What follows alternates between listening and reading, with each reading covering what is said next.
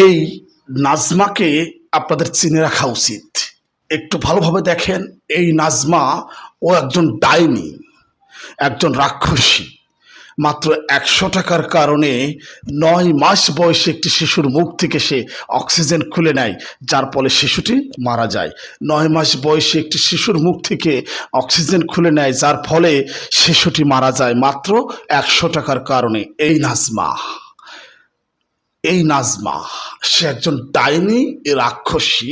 মাত্র ১০০ টাকার কারণে শিশুটির মুখ থেকে অক্সিজেন খুলে নেয়, যার ফলে ৯ মাস বয়সী শিশুটি মারা গিয়েছে। ঘটনাটি ঘটেছে যশোর সদর হসপিটালে এই ঘটনাটি ঘটেছে। আচ্ছা, নাজমা তো পরিচ্ছন্নতা কর্মী, রোগীর সাথে ওর কাজ কি?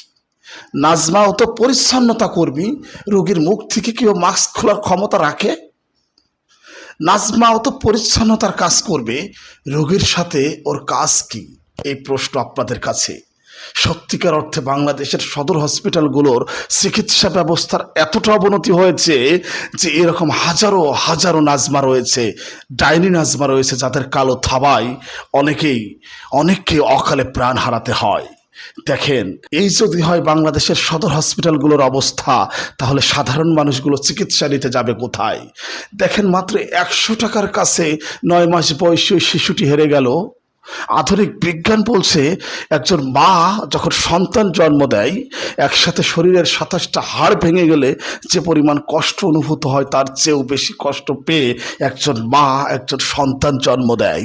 আর সেই সন্তান মাত্র ১০০ টাকার কাছে হেরে গেল, এই নাজমা ডাইনির কাছে।